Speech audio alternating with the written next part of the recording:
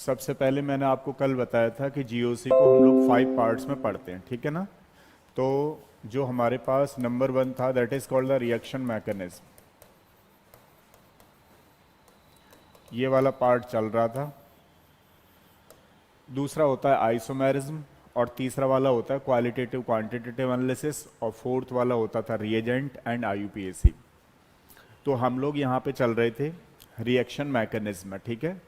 अब देखिए reaction mechanism further types की होती है, लेकिन उससे पहले हम लोग इसके भी बेसिक्स कर रहे थे। रिएक्शन मैकेनिज्म जो है वो फर्दर 4 टाइप्स की होती है, ध्यान रखिएगा। नंबर 1 इज, इसमें होता है electron displacement effect, electron displacement effect. और नंबर 2 होता है इसमें fission of covalent bond, fission of covalent bond. और तीसरा होता है इसमें, तीसरा वाला होता है टाइप्स ऑफ इंटरमीडिएट। और फोर्थ वाला होता है इसमें types of reaction, types of reaction. एक चीज का ध्यान रखिएगा, अगर आप चाहते हो कि ऑर्गेनिक केमिस्ट्री में काफ़ी चीज़ें आपकी अच्छी हों तो उसके लिए आपको जीओसी पे बहुत अच्छी कमांड रखनी है। अब जैसे कुछ बच्चे सोच रहे होंगे कि इन्होंने पहले कर रखा है, लेकिन अभी मैं हाफ एन आवर बाद जब क्वेश्चंस कराऊंगा तो आपको तब होंगे जब आपको थोड़े से इफेक्ट लगाने और भी आ जाएंगे। तो इसका आपको विशेष ध्यान रखना, ठीक है।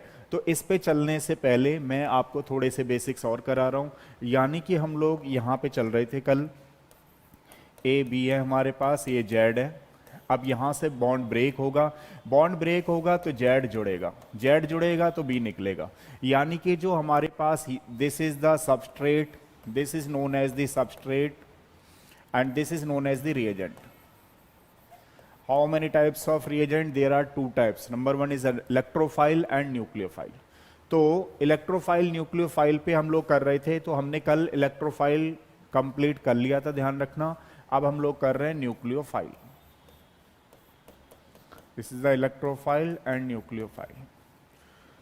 तो टाइप्स ऑफ न्यूक्लियोफाइल देख रहे हैं ना। अभी इंपॉर्टेंट क्वेश्चंस चलने वाले हैं, तो इसलिए पहले थोड़ा सा ये पढ़ लो, फिर क्वेश्चंस करते हैं। Types of nucleophile. देखिए न्यूक्लियोफाइल के 3 टाइप्स होते हैं। न्यूक्लियोफाइल जो होता है वो 3 टाइप्स का होता है हमारे पास। एक को बोलते हैं हम लोग negatively charge, nucleophile means negatively charge. दूसरा वाला होता है हमारे पास न्यूट्रल, और तीसरा वाला होता है हमारे पास, ध्यान रखिएगा, organometallic compound, organometallic compounds. यानी कि जो न्यूक्लियोफाइल है वो हमारे पास 3 टाइप का है। एक है नेगेटिवली चार्ज, दूसरा वाला होता है न्यूट्रल, और तीसरा वाला होता है ऑर्गेनोमेटेलिक कंपाउंड्स। मैं अगर किसी बच्चे से पूछूं कि नेगेटिवली चार्ज के कुछ एग्जांपल्स बताओ, तो this is called the nucleophile, nucleophile, nucleophile. तो दीज आर द न्यूक्लियोफाइल जो कि नेगेटिवली चार्ज होंगे। अगर हम न्यूट्रल की बात करें, having the lone pair of electrons, जैसे फॉर एग्जांपल जिस पर भी लॉन पेयर इलेक्ट्रॉन्स है, मान लीजिए ईथर है, एज ए न्यूक्लियोफाइल काम करेगा। एमीन है, बिल्कुल सही कह रहे हो, एज ए न्यूक्लियोफाइल काम करेगा। अमोनिया है, एज ए न्यूक्लियोफाइल काम करेगा। जिस पे भी लॉन पे इलेक्ट्रॉन्स होंगे वो सारे के सारे एज ए न्यूक्लियोफाइल काम करेंगे जिस पे लॉन पे इलेक्ट्रॉन्स है। जैसे फॉर एग्जांपल ये हमारे पास एल्कोहल है, ऑलवेज रिमेंबर कि ये एज ए न्यूक्लियोफाइल काम करने वाला है। वाटर के केस में ध्यान रखना है आपको, water as a nucleophile act करता है क्योंकि इसके ऊपर लॉन पे इलेक्ट्रॉन्स होते हैं। अगर मैं आपसे पूछूं कि यहाँ पे ऑर्गेनोमेटेलिक कंपाउंड्स कौन कौन से होंगे, तो organometallic compounds means RMgX, or Grignard reagent. तो ये न्यूक्लियोफाइल की तरह काम क्यों करते हैं? क्योंकि जैसे मान लीजिए कार्बन की इलेक्ट्रॉन नेगेटिविटी होती है 2.5 और मैग्नीशियम की कितनी होती है 1.8। तो कहने का मतलब कि जिसकी इलेक्ट्रॉन नेगेटिविटी ज़्यादा होगी उस पर नेगेटिव चार्ज होगा और जिसकी इलेक्ट्रॉन नेगेटिविटी कम होगी उस पर पार्शियली पॉजिटिव चार्ज होगा। यहाँ आप लोग जो अंदाजा लगा सकते हो वो इलेक्ट्रॉन नेगेटिविटी को देख करके लगा सकते हो कि इलेक्ट्रॉन नेगेटिविटी किसी की ज़्यादा है इसका मतलब उस पर नेगेटिव है, और इलेक्ट्रॉन नेगेटिविटी कम है इसका मतलब उस पर पॉजिटिव रहेगा। तो देखिए ये चल रहे हैं हमारे पास टाइप्स ऑफ न्यूक्लियोफाइल। तो न्यूक्लियोफाइल के बेसिकली 3 टाइप्स तो हो ही गए। सबसे पहले कि नेगेटिवली चार्ज, दूसरा वाला न्यूट्रल, तीसरा वाला ऑर्गेनोमेटेलिक कंपाउंड्स। अगर हम बात करें मान लीजिए कि वही न्यूक्लियोफाइल क्या है, तो you can say that is a electronically rich centre, और इलेक्ट्रॉनिकली रिच सेंटर होंगे तो that will be the Lewis base. क्या होंगे वो? लुईस बेस होंगे। अब जैसे इसके अलावा मैं फोर्थ की बात करूं, 3 पॉइंट तो मेरे पास हो गए। फोर्थ में ऐसे न्यूक्लियोफाइल और कौन काम कर सकता है, जो कि मान लीजिए for example alkene, very good, alkyne, ये भी एज ए न्यूक्लियोफाइल काम करते हैं, एज ए न्यूक्लियोफाइल काम करते हैं। जैसे फॉर एग्जांपल मान लीजिए ये इलेक्ट्रॉनिकली रिच है या नहीं है, किसी को ये इलेक्ट्रॉन डेंसिटी दे सकते हैं, प्रोवाइड कर सकते हैं, तो दे आर द न्यूक्लियोफाइल। मान लीजिए अगर मैं एल्काइन का एग्जांपल लूं तो they are also act as the nucleophile, क्योंकि इनके पास इलेक्ट्रॉन डेंसिटी ज्यादा है। बात समझ में आई? अब मैं किसी बच्चे से पूछूं कि इंटरहैलोजन कंपाउंड्स क्या होते हैं, कौन बच्चा बताएगा? मान लो मेरे पास इंटरहैलोजन कंपाउंड है, ये क्वेश्चन आपके एग्जाम में आ गया, इंटरहैलोजन कंपाउंड एक्ट एज, बताओ क्या होगा? इंटरहैलोजन कंपाउंड्स क्या होगा? बोलो कौन बच्चा बताएगा? इंटरहैलोजन कंपाउंड्स क्या होते हैं?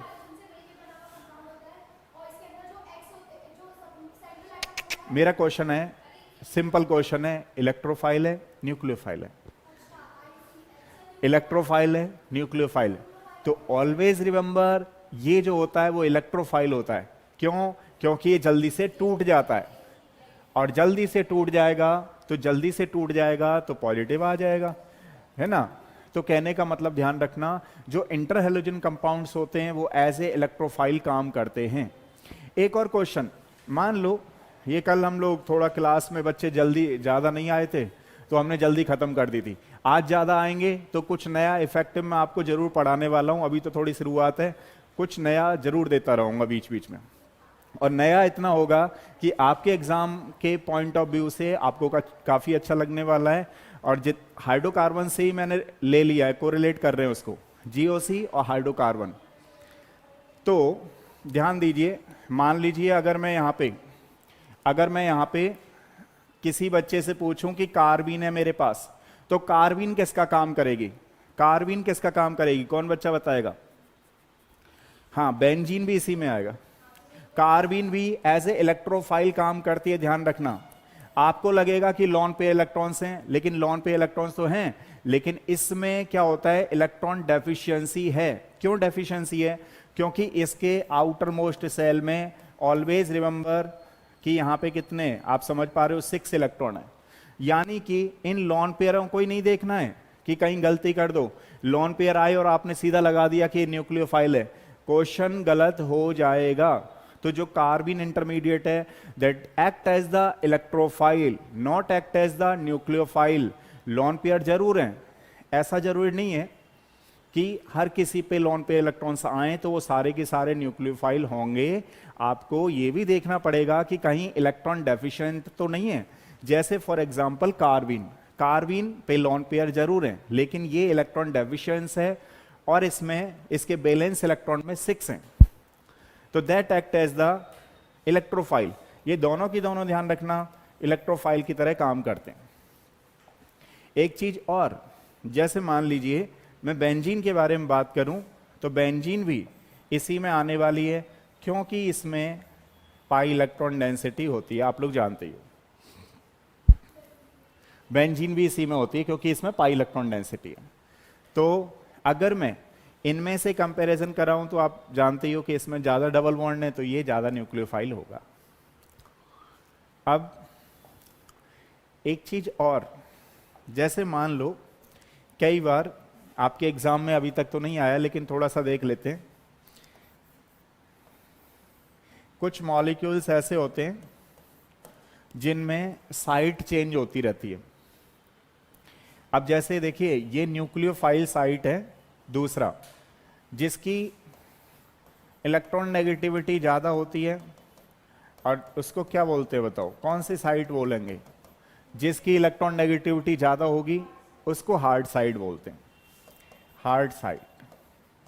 और जिसकी इलेक्ट्रॉन नेगेटिविटी कम है उसको ध्यान रखना सॉफ्ट साइड बोलते हैं। जिसकी इलेक्ट्रॉन नेगेटिविटी ज्यादा है, अब जैसे मान लो इसमें क्या होगा, ये इधर की तरफ मूव किया और ये साइट को एक्सचेंज हो गया। जब साइट एक्सचेंज होगी तो कुछ इस तरीके से आएगा।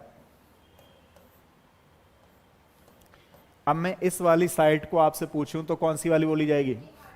ये हार्ड साइड बोली जाएगी, और ये वाली जो साइट है that is called the soft side. तो ध्यान रखिएगा, जिसकी इलेक्ट्रॉन नेगेटिविटी ज्यादा होती है उसको हम हार्ड साइड बोलते हैं, जिसकी इलेक्ट्रॉन नेगेटिविटी कम होती है उसको हम लोग सॉफ्ट साइड बोलते हैं। ठीक है, तो ये चीज ध्यान रखिएगा। अब हमारे पास देखो टाइप्स ऑफ इलेक्ट्रोफाइल, मतलब रिएजेंट के दोनों टाइप्स हमारे हो गए हैं, एक इलेक्ट्रोफाइल हो गया है, एक न्यूक्लियोफाइल हो गया है। नेक्स्ट देखते हैं हम लोग इसमें ट्रांजिशन स्टेट क्या होती है। तो अगर हम लोग ट्रांजिशन स्टेट की बात करें,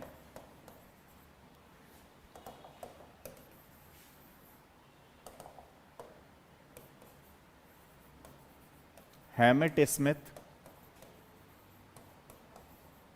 एनर्जी प्रोफाइल डायग्राम,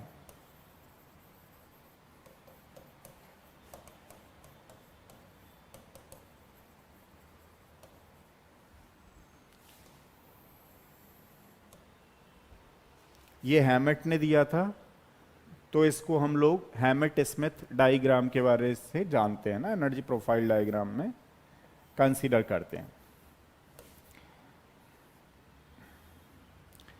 अब ये रिएक्शन मैकेनिज्म है, रिएक्शन प्रोसीड है, और ये हमारे एनर्जी के बीच में ग्राफ खींचा जा रहा है। तो मान लीजिए अगर आपसे पूछा जाए कि ये कौन सी रिएक्शन के लिए वैलिड होगा, तो ये एक्सोथर्मिक होगा। क्यों? क्योंकि देखो ये जो हमारे पास है ये एक्टिवेशन एनर्जी होती है। एक्टिवेशन एनर्जी का मतलब होता है minimum amount of energy which required to cross the energy barrier. The minimum amount of energy which required to cross the energy barrier, that is called the activation energy. एक चीज और ध्यान रखेंगे आप लोग कि ये जो आप एनर्जी यहां का देख रहे हो लेवल, इस लेवल से और इस लेवल में आप देख पा रहे हो ये थोड़ा सा नीचे है। तो अगर reactant, this is the reactant and this is the product. अब मान लो रिएक्टेंट की जो एनर्जी लेवल है उसके एनर्जी लेवल से प्रोडक्ट का एनर्जी लेवल नीचे की तरफ जा रहा है, तो उसको हम लोग बोलेंगे एक्सोथर्मिक रिएक्शन। Exothermic reaction.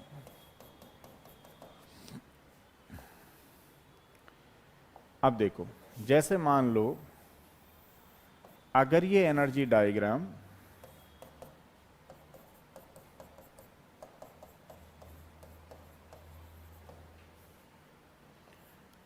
कुछ इस तरीके से रह गया मान लीजिए, तो हमने देखा यहां पर एक्टिवेशन एनर्जी है। अब देखो ये रिएक्टेंट है, ये प्रोडक्ट है, तो आप लोग देख पा रहे हो कि रिएक्टेंट का ग्राफ जो है वो नीचे है और प्रोडक्ट का ग्राफ ऊपर है। अगर ऐसा हो रहा है तो वो हम उसके लिए और एनर्जी प्रोवाइड करेंगे ताकि वो रिलीज करके आ सके, तो हमें एनर्जी प्रोवाइड करनी पड़ेगी। तो इस केस में हम लोग बोलेंगे एंडोथर्मिक। तो हमारे पास दो रिएक्शन होती हैं, एक तो एक्सोथर्मिक, एक होती है एंडोथर्मिक। सारे बच्चे जानते हैं कि एक्सोथर्मिक का मतलब होता है एनर्जी का रिलीज करना, यानी कि इसमें चेंज इन एंथैल्पी जो होने वाली है वो नेगेटिव होगी। इसके लिए अगर हम बात करें चेंज इन एंथैल्पी जो होगी वो पॉजिटिव होगी। ये आपको ध्यान रखना है। ग्राफ यहां से चेक करना है आपको। मान लो रिएक्टेंट का एनर्जी लेवल जो है वो कम है और प्रोडक्ट का एनर्जी लेवल ज्यादा है, तो that will be the exothermic. अगर मान लो ये रिएक्टेंट है और ये प्रोडक्ट है, तो रिएक्टेंट का ग्राफ ज्यादा है, प्रोडक्ट का कम है, तो उसके केस में हम लोग बोलते हैं उसको एंडोथर्मिक रिएक्शन। ठीक है, ध्यान रखना है। हाँ बिल्कुल सही कह रहे हो। अब देखो ये बीच में इनको हम कई बार ना इंटरमीडिएट बोलते हैं। अब नंबर ऑफ ट्रांजिशन स्टेट कैसे निकालें आप लोग?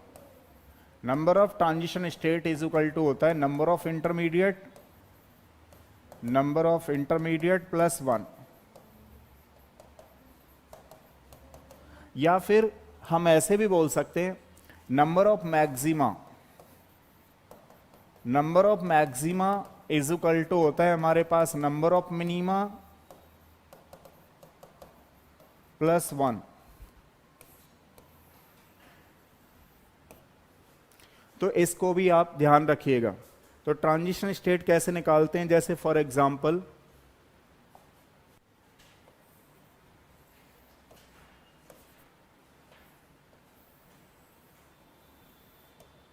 तो सबसे पहले बताओ आप लोग कि ये कौन सी रिएक्शन होगी? बताओ ये वाली कौन सी वाली रिएक्शन होने वाली है? बताओ बताओ जल्दी से। तो ये एक्सोथर्मिक होगी, एक्सोथर्मिक। एक और चीज, जैसे मान लीजिए मैं इसमें पूछूं कि नंबर ऑफ ट्रांजिशन स्टेट कितनी होंगी इसी रिएक्शन में, नंबर ऑफ ट्रांजिशन स्टेट कितनी होंगी, तो ध्यान रखना है सारे बच्चों को, ये जो है इंटरमीडिएट्स हैं, ध्यान रखना ये इंटरमीडिएट्स हैं। तो हमारे पास इंटरमीडिएट्स कितने हो गए? 2, 1 एंड 2। तो बताओ नंबर ऑफ ट्रांजिशन स्टेट कितनी होंगी टोटल मिला के? 3। सही है? इस तरीके से। एक और चीज, जैसे मान लो मैं आपसे पूछूं ये एक्सोथर्मिक है या एंडोथर्मिक, कौन सी रिएक्शन है बोलो जल्दी से? एक्सोथर्मिक या एंडोथर्मिक? रोशनी नहीं आई आज, अंधेरा हो रहा है तभी मैं कहूं। रोशनी, अंधेरा हो रहा है तभी मैं कहूं, क्यों अंधेरा छा रहा है इतना सारा? अरे राम भैया ये एंडोथर्मिक नहीं है, एक्सोथर्मिक है यार। ये देखो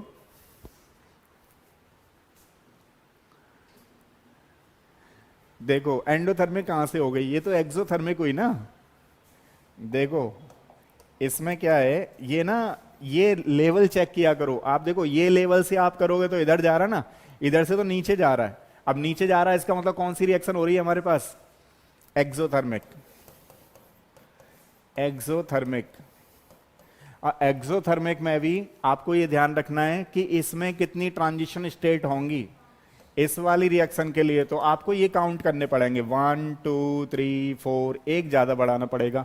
तो 4 तो ये पहले से ही है, एक प्लस कर दो 3 4, तो आप कर सकते हो 4। लेकिन मान लो इसी क्वेश्चन में आपसे पूछे नंबर ऑफ मैक्सिमा कितने होंगे? 5 होगा? अच्छा, कौन बोल रहा था अभी 4 की? सही है। अब चलो तो सही है, फिर एक लोगों को रहना यहाँ पे जरूरी है। तो देखो नंबर ऑफ इंटरमीडिएट्स कितने हो गए यहाँ पे? 4 तो ये हो गए 1 2 3 4, एक प्लस और करना है आपको, तो हो गए हमारे पास 5 टोटल। इसमें जो ट्रांजिशन स्टेट है दैट विल बी द 5। अच्छा मान लो मैं आपसे पूछूं मैक्सिमा कितने होंगे? मैक्सिमा बताओ, इसमें बताओ मैक्सिमा कितने होंगे इसमें पूरे में टोटल? 4। बिल्कुल सही कह रहे हो। तो वो नंबर ऑफ इंटरमीडिएट के बराबर हो गए। मैक्सिमा देखो कैसे निकालते हैं, ध्यान से सुनो। Number of minima plus 1। अब क्वेश्चन ये मिनिमम क्या होते हैं? तो मिनिमा ये है हमारे पास, this is the minima 1 2 3 and एक और 4, 1 2 3 एंड 4। ये जो आप नीचे वाले देख रहे हो वो मिनिमा है, ऊपर वाले जो देख रहे हो वो मैक्सिमा है, ध्यान रखना। मतलब उससे हम लोग ट्रांजिशन स्टेट निकालते हैं। अच्छा, एक चीज और क्लियर कर दूं अगर कोई बच्चा नहीं समझ पाया हो तो, नंबर ऑफ मिनिमा ये वाले होते हैं, उसको फाइनल वाले को काउंट नहीं करना, ध्यान रखना। 1 2 3 फाइनल वाला जो हो रहा है उसको काउंट नहीं करना है। मैक्सिमा जो होते हैं इंटरमीडिएट को ही बोलते हैं, ध्यान रखना। तो ये मैक्सिमा है 1 2 3 4। ठीक है, यहां तक की बात क्लियर है।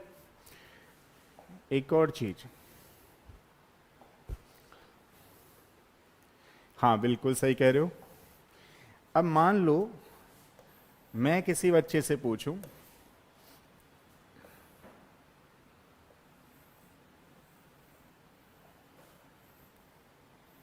ये कौन सी रिएक्शन है,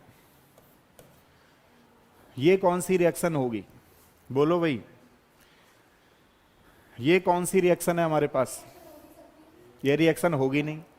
क्यों नहीं होगी, पॉसिबल नहीं होगी, क्यों नहीं होगी बताओ। देखो कभी भी किसी भी इंटरमीडिएट की एनर्जी, मान लो जब इंटरमीडिएट बनते हैं, नए इंटरमीडिएट्स बनते हैं, तो इंटरमीडिएट की एनर्जी हमेशा डिक्रीज होती है पहले वाले से। लेकिन यहां पे हो क्या रहा है कि ये इंटरमीडिएट बन रहा है और इसकी एनर्जी इंक्रीज हो रही है, फिर इंटरमीडिएट बन रहा है इसकी और इंक्रीज हो रही है। तो ऐसा कभी नहीं होगा। मान लो हम कहीं गए या कोई हमने वर्क किया, तो वर्क करने के बाद हम में से एनर्जी खत्म ही होनी है, ये नहीं कि हमें और एनर्जी आ जाएगी काम करने के बाद। ठीक है, एक स्टेट ऐसी आ जाती है कि फिर हमें रेस्ट ही करना पड़ता है बेसिकली। तो ध्यान रखिएगा, ना ये एक्सोथर्मिक रिएक्शन है ना ये एंडोथर्मिक रिएक्शन है, ना तो ये एक्सो होगी ना ये एंडो होगी। नेक्स्ट वाला क्वेश्चन,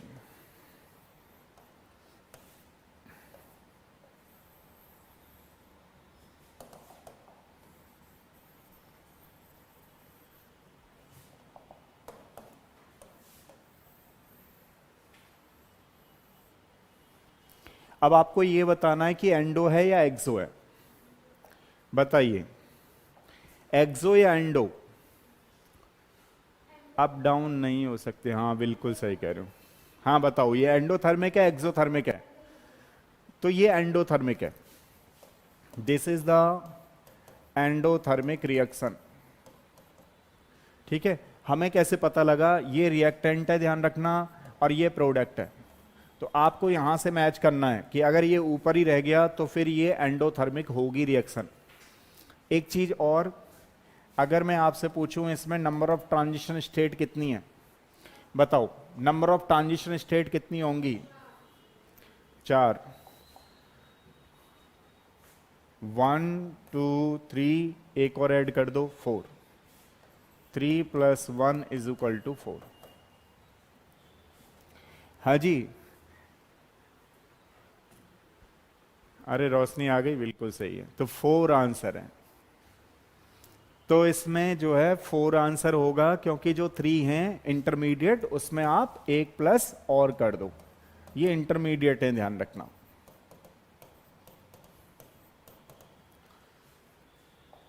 तो ये हमारा देखो बेसिक चल रहा था, जो कि जीओसी करने से पहले थोड़ा सा हम लोग देख रहे थे कि सबस्ट्रेट क्या होता है, रिएजेंट क्या होता है। तो रिएजेंट 2 टाइप के होते हैं, एक न्यूक्लियोफाइल एक इलेक्ट्रोफाइल, जो हमने कर लिए हैं। नेक्स्ट देखिए,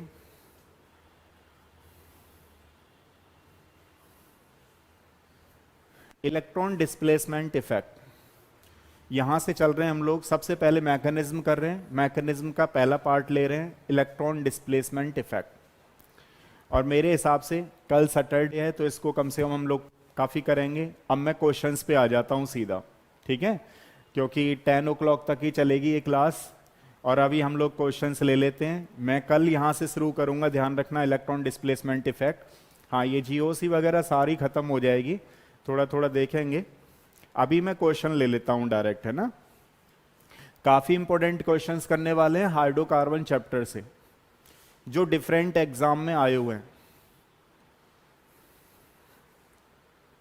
चलो मैं क्वेश्चन ला रहा हूं, फिर करते हैं, ठीक है।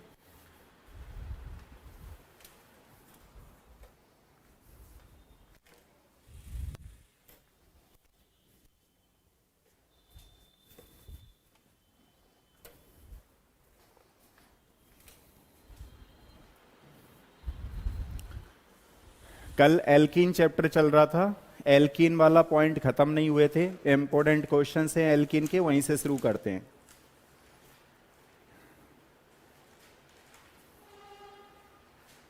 चलिए,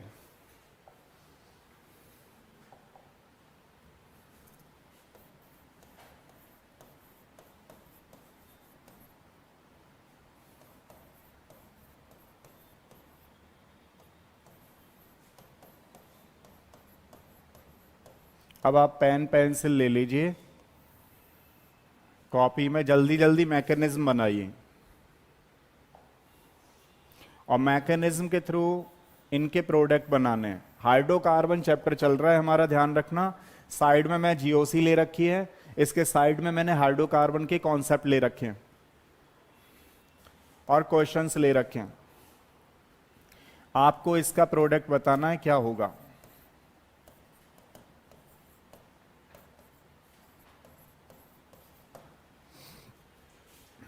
चलिए, क्वेश्चन नंबर 1। अब मैं ऑप्शन नहीं लिखूंगा, ऑप्शन लिखने में काफी टाइम चला जाता है। फटाफट से बताओ, फटाफट आंसर आ जाना चाहिए आपका।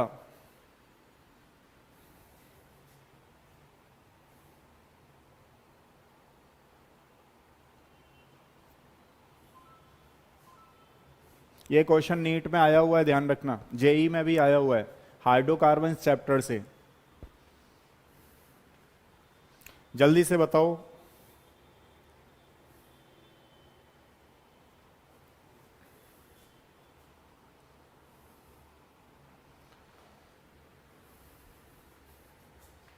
हाँ जी, आंसर दे रहे हो। देखो देखो इस क्वेश्चन को क्या होगा इसका। ये हमारे पास है 2 डिग्री, ये हमारे पास है 2 डिग्री कार्बन, और ये हमारे पास है 4 डिग्री कार्बन। अब देखो क्या हुआ है यहां पे, मान लो कि इधर से शिफ्ट हुआ, ये इधर से यहां टूटा, तो जब इधर से टूटेगा तो यहां पर रिएक्शन की इंटरमीडिएट होने जा रही है, ये कैटाइन, और यहां पर इस तरीके से आप लोग देख पा रहे हो, यहां पर 2 डिग्री कार्बोकैटाइन बन रहा है। This is the 2 degree carbocation. अब लगभग जिन बच्चों ने जीओसी अच्छी कर रखी है वो सारे बच्चे जानते हैं, जिन बच्चों ने जीओसी नहीं कर रखी है वो नहीं जानते, ध्यान रखना, और फिर रट्टा मारेंगे और क्वेश्चन गलत हो जाएगा। तो आपको गलत नहीं करना है। यहां पे मिथाइल शिफ्ट होने जा रही है, क्योंकि मान लो ये 4 डिग्री है, अगर यहां पे बन जाए कैटाइन, तो अगर एक मिथाइल इधर शिफ्ट भी हो जाएगी तो भी 3 डिग्री कार्बोकैटाइन बनेगा। तो देखो ये क्या चीज है पता है आप लोगों को, CH3 लिखा हुआ है।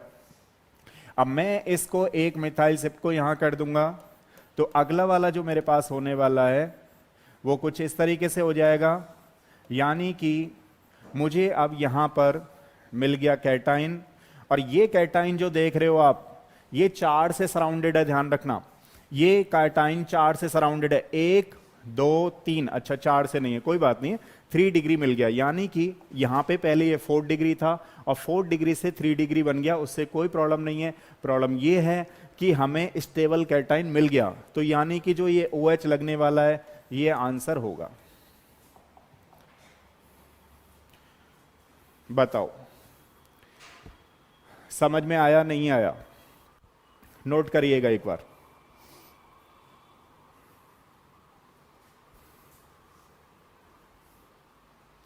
ये समझ में आया क्वेश्चन। देखो सेकंड क्वेश्चन,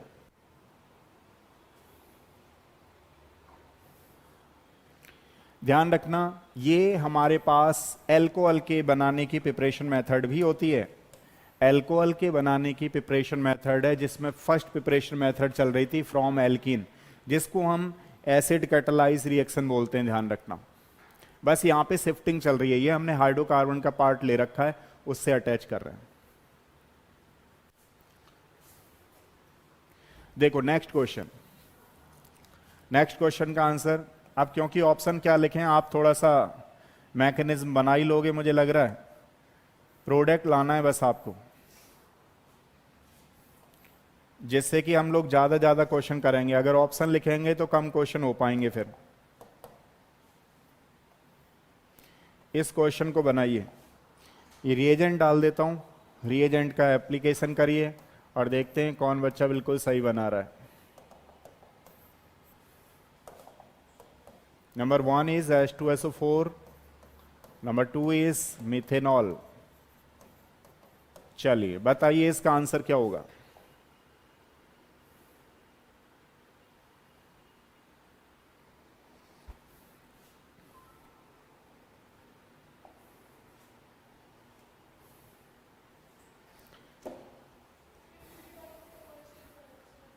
कहां पे बनाओ बनाओ बनाओ इसका, इसका मतलब मुझे ऑप्शन लिखने हैं फिर। तो चलो मैं एक बार ऑप्शन लिख देता हूं, फिर आप लोग बताइएगा ऑप्शन क्या होगा। मैं सोच रहा था कि बिना ऑप्शन काम हो जाए, लेकिन आपके लिए लिखना पड़ेगा क्योंकि प्रॉब्लम है अभी आपको।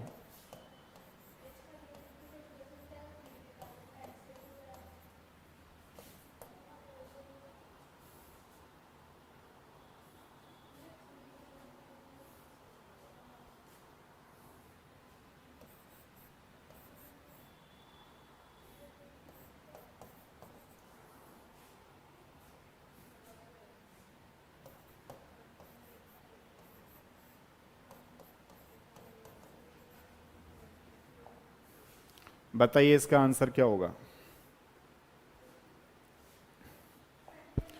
बताओ कौन बच्चा बताएगा। हाँ जी रोशनी बताओ, इसका आंसर क्या होने वाला है।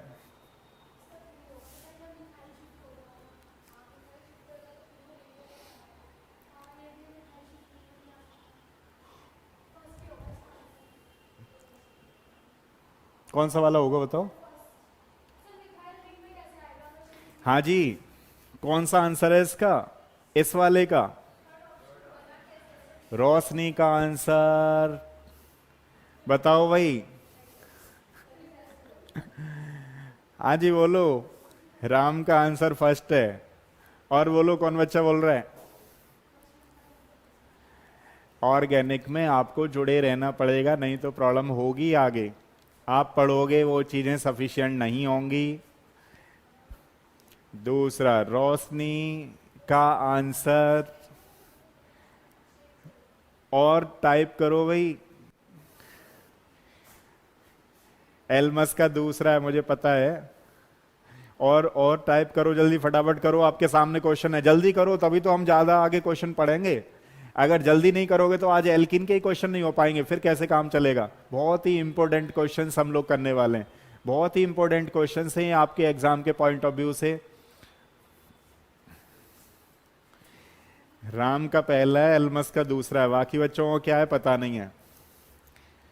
तो देखिए अब मैं इसकी मैकेनिज्म कर रहा हूं, ध्यान से सुनिएगा। मैकेनिज्म कुछ ऐसी है, ये कितना डिग्री कार्बन है इधर वाला, 3 डिग्री, ये इधर 3 डिग्री है, ये जो है वो 2 डिग्री है, इधर जो है वो 1 डिग्री है, 1 डिग्री है।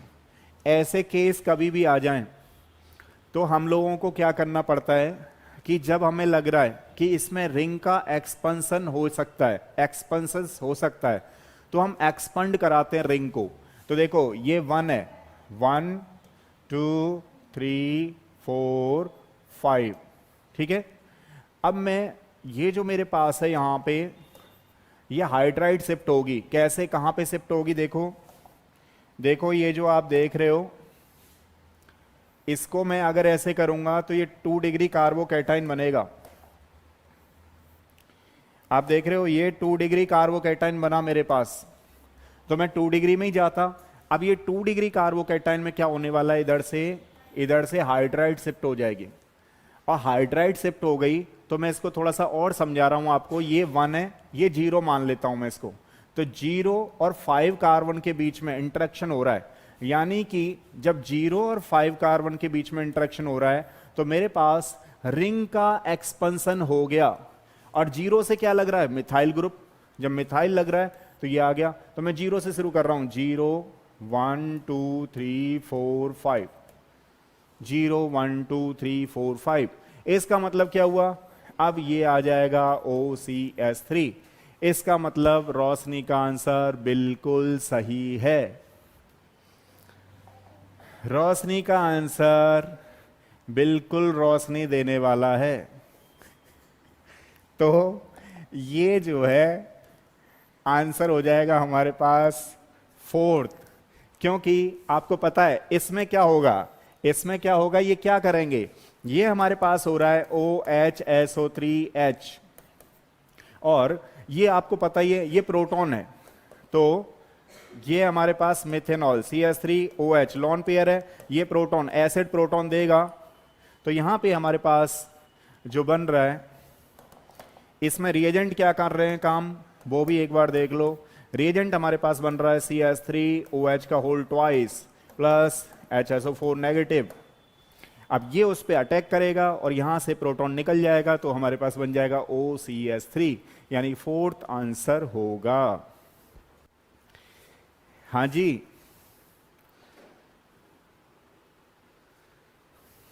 नेक्स्ट क्वेश्चन देखो। नेक्स्ट क्वेश्चन है हमारे पास। अब इसका आंसर लिख लो डायरेक्ट, ये क्वेश्चन लिखो, इसका आंसर लिख लो, बाद में मैकेनिज्म थोड़ा सा बनाना घर पे ना। नेक्स्ट क्वेश्चन है अपने पास,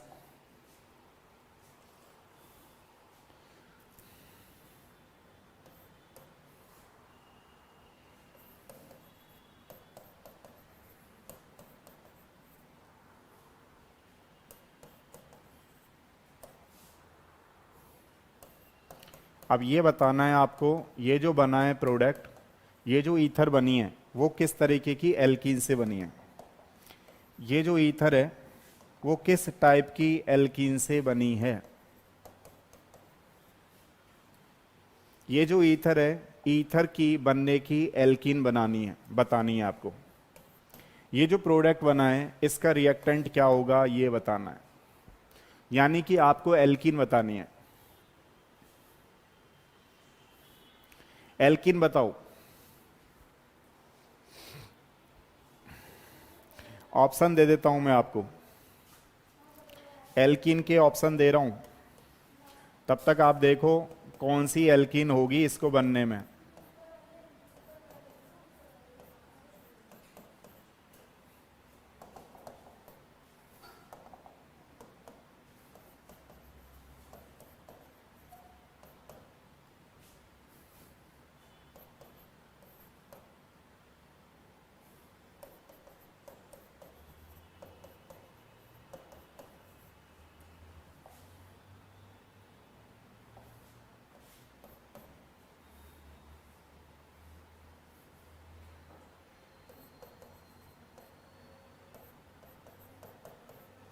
कौन सी एल्कीन होगी इसको बनने में।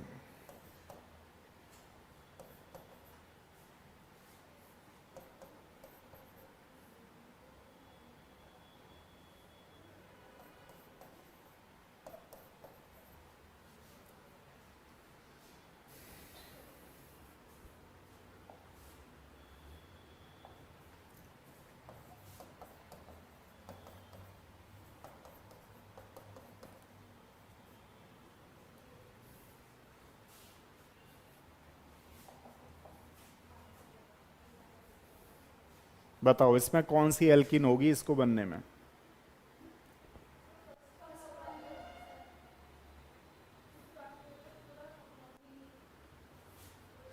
इसमें अब ये मल्टीपल क्वेश्चन चला गया है, मतलब एक से ज्यादा हो सकते हैं। अब आपको बताना है कौन से होंगे ये क्वेश्चंस, जो है एक आंसर नहीं रहा है इसका, एक से ज्यादा हो गए हैं। अब आपको बताना है इसके आंसर कौन कौन से होंगे। फर्स्ट और फोर्थ हो सकता है। और बताओ, और बताओ, और बताओ। और इसमें भी प्रायोरिटी पूछ ली जाए तो हम एक बोल सकते हैं, लेकिन एक से ज्यादा हैं ये फिलहाल के लिए। तो लेकिन अगर मान लो इसमें भी प्रायोरिटी पूछ ले तो हम बता सकते हैं इजीली हाइपर कॉन्जुगेशन का इफेक्ट लगा करके। कौन बच्चा बता रहा है? रोशनी का आंसर फर्स्ट। रोशनी, एक से ज्यादा है इसमें क्वेश्चन के आंसर।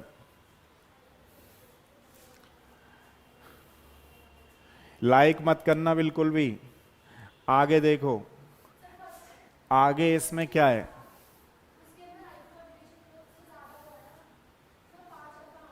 बताओ कौन सा आंसर होगा। देखो मान लो आपको ये हटाना है, तो पूरा ही हट गया।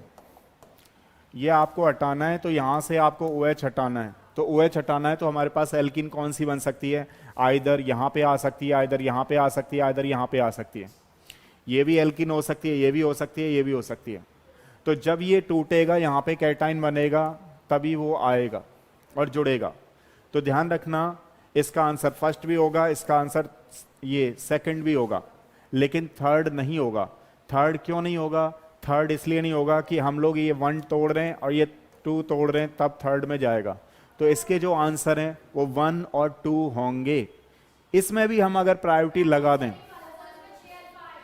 इसमें भी अगर हम प्रायोरिटी लगा दें तो ध्यान रखना सेकंड वाला जाएगा, क्योंकि यहां पर आप लोग देख पा रहे हो 3 9 अल्फा कार्बन हाइड्रोजन है। और जबकि यहां पे आप इस एल्किन में देख पा रहे हो इसमें 5 अल्फा कार्बन हाइड्रोजन है। अगर मान लीजिए आपके एग्जाम में मल्टीपल नहीं है, ये मतलब नीट में तो मल्टीपल होता ही नहीं है, JEE में मल्टीपल होता है, ठीक है, IIT JEE में। तो IIT वाले 1 2 लगाएंगे, जबकि नीट वालों के लिए तो है ही है ये अपना 9 अल्फा मीन्स जितने ज़्यादा हाइपर कॉन्जुगेटेड स्ट्रक्चर्स होंगी उतनी ज़्यादा उसकी स्टेबिलिटी होगी। बताओ समझ में आया नहीं आया? जिनका आंसर फर्स्ट है वो भी सही है, जिनका आंसर सेकंड है वो भी सही है, और अगर एम्फेसिस दे दिया जाए तो सेकंड जिनका सही है वो ज़्यादा सही है। चलिए, ये समझ में आया आपको नहीं आया? अब जैसे मान लो ये एल्किन बन रही है, कब बन रही है? जब इधर से बॉन्ड तोड़ेंगे, और हमारे पास इधर से बॉन्ड तोड़ने पर इस तरीके से आ रहा है। तो इस तरीके से जब भी कभी क्वेश्चन आ जाए तो आपको घबराना नहीं है, बस ये देखना है कि ऑक्सीजन का बॉन्ड कहां से टूट रहा है। और अगर प्रायोरिटी बेसिस आ जाए तो आपने हाइपर कॉन्जुगेशन को यूज करना है, ध्यान रखना, उसके हिसाब से आंसर निकालना है।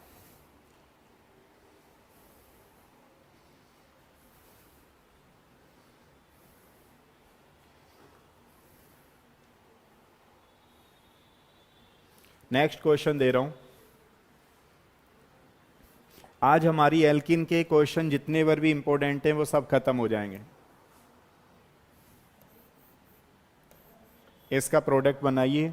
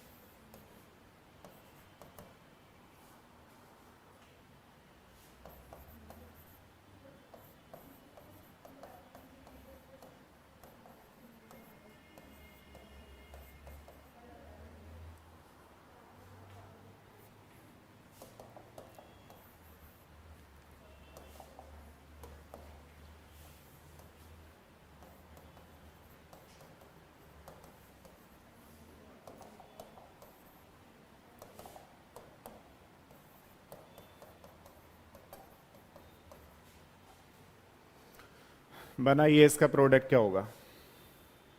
दोनों के प्रोडक्ट बनाइए, देखते हैं। ऑप्शन लिखने में काफी टाइम लगता है, फटाफट से बनाओ। वैसे ही नहीं होगा तो लिखूंगा फिर।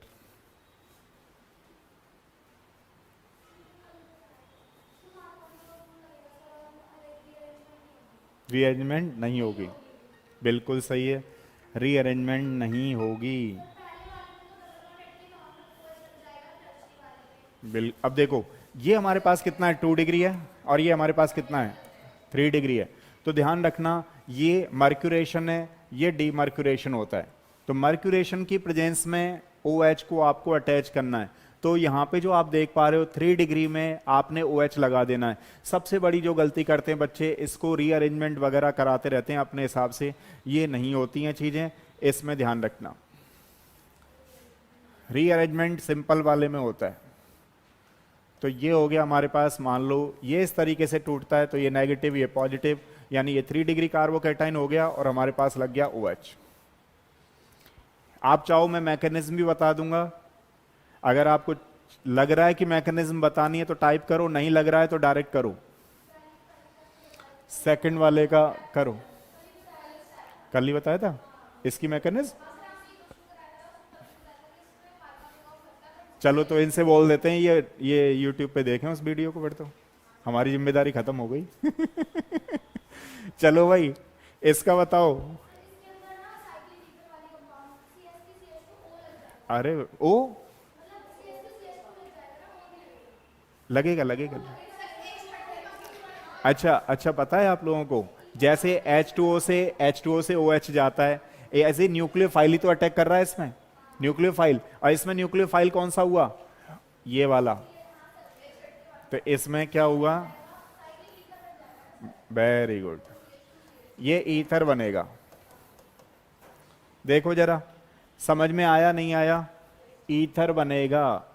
आपको क्या देखना है कि यहां पे न्यूक्लियोफाइल कौन सा है, यहां पे न्यूक्लियोफाइल कौन सा है। ऑर्गेनिक की क्लास डेली लेनी है, जिससे आपके कुछ दिनों बाद आपको खुद से ही लगने लगेगा कि ऑर्गेनिक का क्वेश्चन कोई भी दे दो आप सबसे पहले ऑर्गेनिक ही करोगे। बीच बीच में इनऑर्गेनिक फिजिकल चलाएंगे, वो इस बात पे डिपेंड करेगा कि नंबर ऑफ स्टूडेंट कितने आ रहे हैं। 10 से कम रहे तो नहीं कराएंगे, केवल ऑर्गेनिक ही चलते रहेंगे। और 10 से ज्यादा आते रहे, बढ़ाओ भाई इसको, ग्रुप ग्रुप में शेयर करो, अपने में कैसे भी करो, वो आपकी जिम्मेदारी है। मेरा काम है केवल पढ़ाना।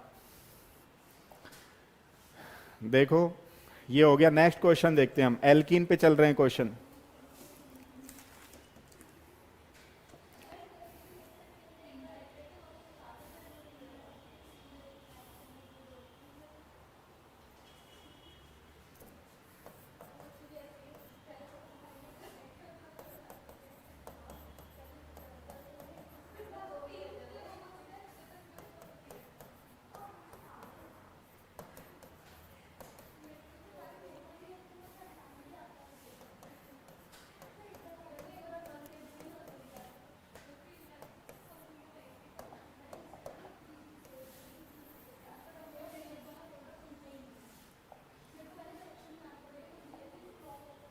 चलिए बताइए इसका आंसर क्या होगा, देखता हूं कौन बच्चा बता रहा है। इसका आंसर बताइए।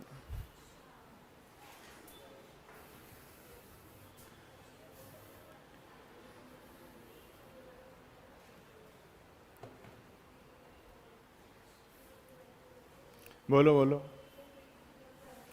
इसका आंसर बताओ क्या होगा।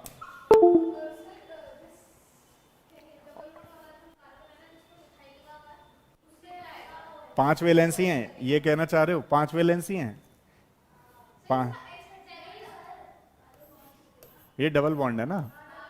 अब सही हो गया ना, वो तो 5 हो रही थी। अच्छा मैं ऑप्शन दे दूं फिर, इसका मतलब तो ये हुआ, मतलब अभी गाड़ी सही नहीं चल रही है, गाड़ी को सही चलाते हैं। अच्छा मुझे ये बताओ, सॉरी, आप लोग जब क्लास में थे, वो कहाँ चला गया,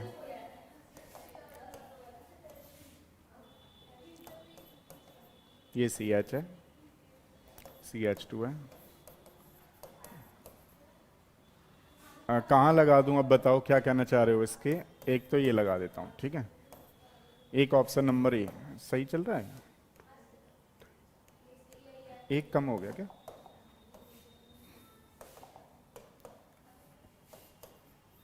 1 2 3 4, 1 2 3 4 5। दूसरा ऑप्शन,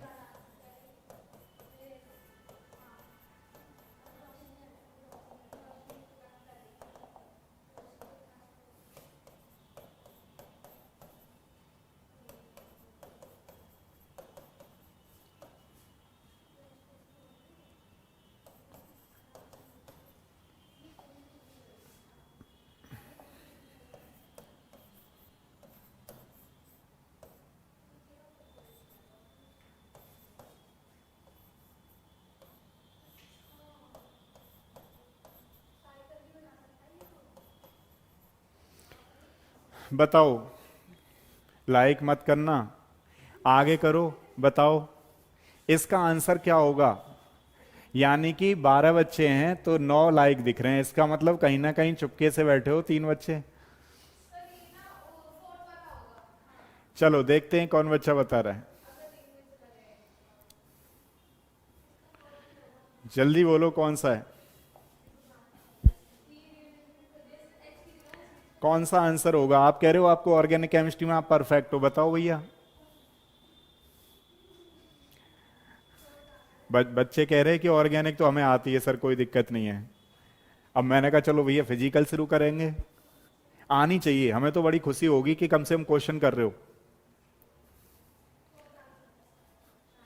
कौन सा आंसर होगा, कौन सा आंसर होगा। एल्कीन की रिएक्शन खत्म होने वाली है, फटाफट से बताओ। अब एल्कीन के जितने क्वेश्चंस आएंगे आप आराम से कर लोगे।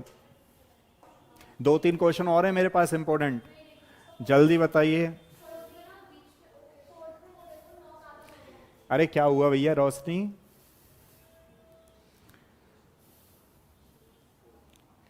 बोलो बोलो कौन सा आंसर है।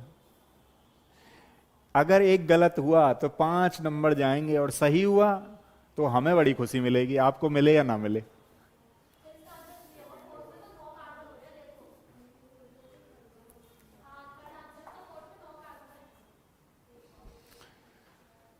कौन सा आंसर है इसका, रोशनी ने बता दिया फर्स्ट आंसर है। रोशनी, ये है हमारे पास लॉन पेयर इलेक्ट्रॉन और इसको मैं बोलूंगा 1। अब ये मत सोचना सर भूल गए, कार्बन को कहते हैं 1, लेकिन मैं अभी यहां 1 लगा रहा हूं तो इसका मतलब कुछ और है इसमें नया। 1 2 3 4 5 कार्बोकैटाइन कैसे बन रहा है पता है, ऐसे करके बन रहा है, ये कार्बोकैटाइन बना। 6 नंबर पे कार्बोकैटाइन बन रहा है, इसको बोलते हैं सेल्फ साइक्लाइजेशन होना। सेल्फ का साइक्लाइजेशन होना, रिंग का बनना। रिंग आ गई मेरे पास, ये रहा मैं कर रहा हूं 1 2 3 4 5 एंड 6। 6 पे क्या हो रहा है, 6 पे क्या हो रहा है, एक तरफ मिथाइल है एक तरफ इथाइल है, इसका मतलब ये 6 है, ये मिथाइल है और ये इथाइल है। तो आंसर हो गया हमारे पास 3rd। तो आपको यह भी समझना होगा कि कहीं साइक्लाइजेशन तो नहीं हो रहा है, ये लॉन पेयर इलेक्ट्रॉन्स है, ये कार्बोकैटाइन पे अटैक करेगा और कार्बोकैटाइन से बन जाएगी रिंग। तो कहीं रिंग का फॉर्मेशन तो नहीं हो रहा है, ये भी आपको ध्यान रखना है। देखो समझ में आया नहीं आया, एक बार ये जरूर बता दीजिए समझ में आया नहीं आया।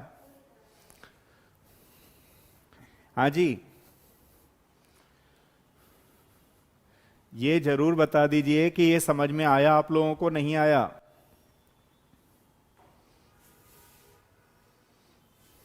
बाकी बच्चों का पता नहीं है।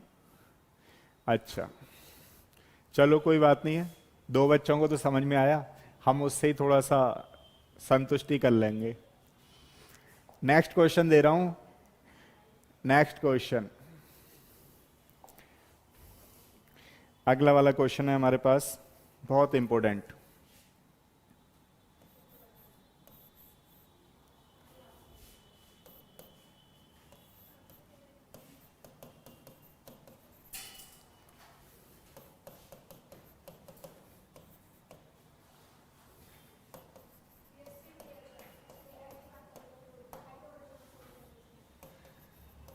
चलो बताओ प्रोडक्ट क्या होगा।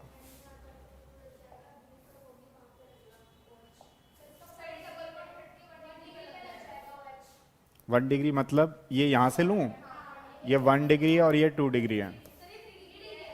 अरे 3 डिग्री है, बिल्कुल सही कह रहे हो, बिल्कुल सही कह रहे हो, 3 डिग्री है। अब मैं कहां लगाऊं ये बता दो बस, 1 डिग्री पे क्या लगा दूं,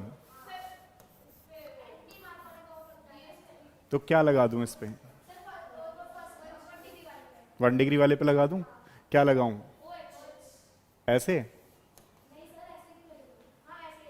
तो ये तो CH2 है ना, नहीं बात समझ में, अब सही है ना या गलत है, सही है। चलो और बताओ कौन बच्चा बता रहा है नया। ये बिल्कुल सही है, ये बिल्कुल सही है, क्योंकि इसमें एंटी मार्कोनिकॉफ रूल लगेगा। इसमें कैटाइन की स्टेबिलिटी नहीं चेक करनी है, जहां भीड़ कम होगी वहीं पे OH जाएगा, तो यहां पे जाने वाला है। ये क्वेश्चन आपका बिल्कुल सही है। अब नेक्स्ट वाला क्वेश्चन देखिए, ये बहुत इंपॉर्टेंट क्वेश्चन है, हाइड्रोबोरेशन ऑक्सीडेशन, इसलिए आपको बार बार कराया जा रहा है।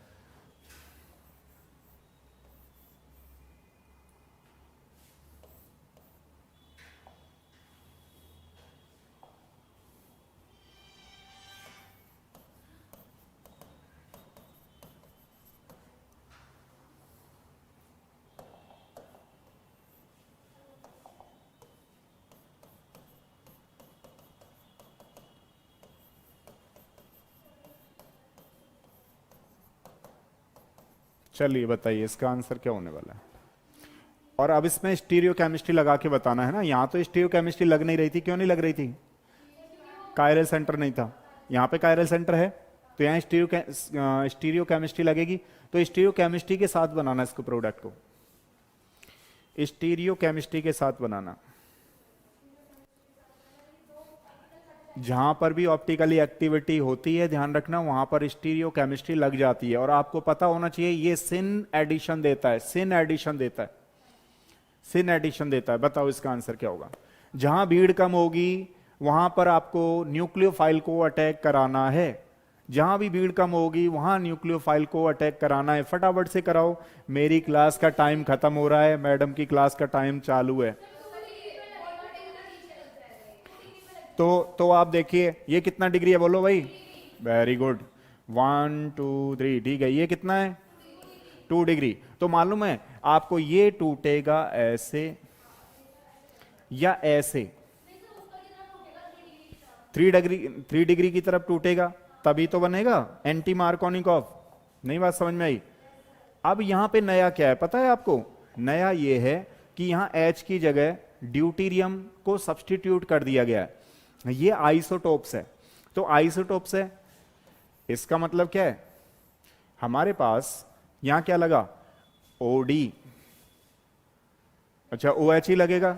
यहां पे कुछ होता तो लगता, तो कुछ देर के लिए लगा देते हैं, ड्यूटीरियम लगा देते हैं ना। क्या होगा बोलो? यहां पे क्या लगाऊं? OH लगा दूं, यहां D2O लगाना चाहिए था बेसिकली। तो यहां लगाते हैं हम OH, ठीक है। अब मैंने आपसे कहा कि स्टीरियो केमिस्ट्री के साथ आपको लगाना, ये तो यहां तक बन गया। अब यहां पे स्टीरियो केमिस्ट्री लगाता हूं मैं अपनी। स्टीरियो केमिस्ट्री में मिथाइल मान लो, मिथाइल मान लो इस तरीके से है, तो मिथाइल से आपको कोई लेना देना नहीं है। यहां पे जो बात चल रही है वो इस D की और इसकी चल रही है। तो यानी कि ये जो D है या तो अवे में ले जाओ इसे, और ये जो OH है इसको अवे में ले जाओ। यानी कि इन दोनों की जो स्टीरियो केमिस्ट्री है वो सेम होना बहुत जरूरी है, H और OH। अब यहां पे H है नहीं, क्यों नहीं है? क्योंकि यहां पर है D। तो इसकी, या फिर मान लीजिए हम इसको ऐसे भी लिख सकते हैं, अगर इसको अवे में ले जाएं CH3 को, और जो ये D है हमारे पास ये आ जाए इस तरीके से, तो हम इसको बोलने वाले हैं सिन एडिशन। तो ध्यान रखना जो ये हाइड्रोबोरेशन ऑक्सीडेशन होता है ये सिन एडिशन देता है। तो दीज आर द इनेंशियोमर। अब इनेंशियोमर क्यों बने? कोई बच्चा कहेगा सर मुझे समझ में नहीं आया, डे फर्स्ट की क्लास में मैंने समझाया था। अगर ये एल्किन कैसी है बताओ? एल्किन सिस है या ट्रांस है? तो ये एल्किन ट्रांस है, ध्यान रखना, ट्रांस एल्किन है, सिस नहीं है, ट्रांस है। आपको कैसे पता लगा? देखो एक मिथाइल ये है, एक मिथाइल ये है, तो ये ट्रांस एल्किन है। तो ट्रांस एल्किन हो, एडिशन सिन हो, तो बताओ वहां पे क्या बनते हैं? इनेंशियोमर बनते हैं, ध्यान रखना। अगर मान लो एल्किन ट्रांस हो, एडिशन भी एंटी हो, तो वहां पे मीजो कंपाउंड बनते हैं, इसका याद रखना। अगर मान लो यहां पे सिस है और यहां पे एंटी है, तो वहां पर भी इनेंशियोमर बनेंगे। मतलब दोनों तरफ अगर कोई चीज सेम होती है तो वहां पे मीजो बनते हैं, दोनों तरफ ये डिफरेंट होती है तो वहां पे एनेंशियोमर बनते हैं, that will be the enantiomer.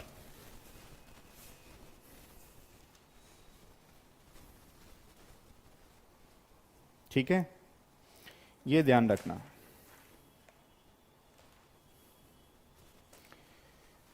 चलो एक लास्ट क्वेश्चन करा रहे हैं क्योंकि अभी काफी क्वेश्चन, एक दो क्वेश्चन रह गए, कोई बात नहीं, वो आप कर लोगे, छोटे हैं। एक लास्ट क्वेश्चन, स्टीरियोकेमिस्ट्री लगा दो इसी में। B2S6 दे रखा है इसने।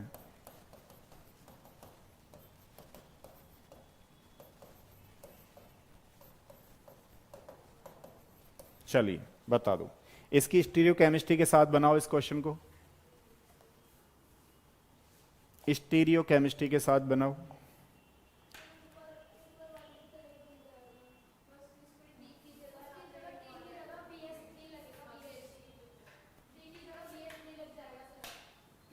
बिल्कुल सही कह रहे हो। अब ये B2S6 क्या पता है आपको, दिस इज द डाइमर, किसका डाइमर है, BH3 का। बात तो वहीं की वहीं है, तो यानी कि आपको वही करना है जो हम लोग OD लगा रहे थे। अब क्या लगाना है वहां पे, मान लो मैंने ऐसे लगा दिया CH3, तो इसको कैसे लोगे, अपोजिट, मतलब इनकी स्टीरियोकेमिस्ट्री अपोजिट, तो फिर किसकी स्टीरियोकेमिस्ट्री सेम, H की।